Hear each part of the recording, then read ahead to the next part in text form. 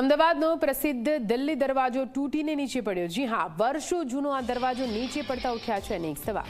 રાત્રે ઘટના બનતા સદનસીબે જાનહાનિ નથી થઈ। શહેરની ઓળખ સમાન દરવાજાની જાળવણી ન થયાનો સ્થાનિકોમાં આક્રોશ છે। એએમસીના રિક્રિએશન કમિટીના ચેરમેનનું નિવેદન સામે આવ્યું છે। દરવાજાનું રિસ્ટોરેશન કરવાની ખાતરી આપવામાં આવી છે।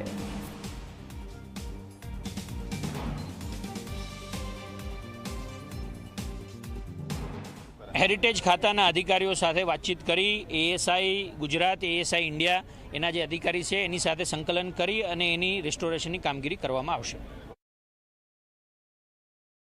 અમદાવાદને હેરિટેજ સિટી જાહેર કરવામાં આવી છે, પરંતુ હેરિટેજ સ્થળોની જાળવણી નથી થઈ રહી। આ એટલા માટે કહેવું પડી રહ્યું છે કારણ કે બુધવારે રાત્રે આ જે દિલ્હી દરવાજા કે જે હેરિટેજ સ્થળમાં આવે છે તે દિલ્હી દરવાજાનો જે લાકડાનો એક દરવાજો છે તે તૂટ્યો, નીચે આડો પડ્યો અને તેના કારણે આ રસ્તો બંધ કરવો પડ્યો।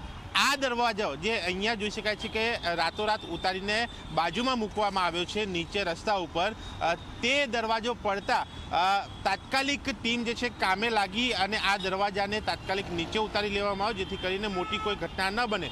સદનસીબે જ્યારે આ ઘટના બની ત્યારે નીચેથી કોઈ પણ વાહન પસાર ન થવાના કારણે કોઈને પણ ઈજા કે જાનહાનિ કે કોઈ ઘટના નથી બની, તે સારી બાબત છે।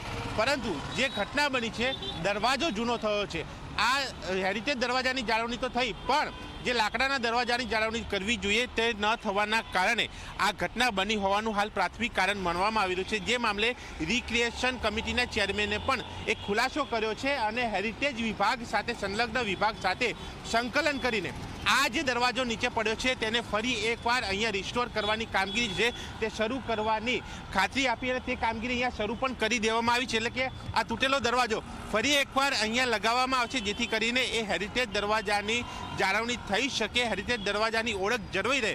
પણ જ્યારે આ ઘટના બની છે ત્યારે જોવાનું એ રહે છે કે આ વિભાગ, હેરિટેજ વિભાગ અન્ય દરવાજાઓ મામલે શું કાર્યવાહી કરે છે અને અન્ય દરવાજાઓની હાલત કેવી સુધરે છે।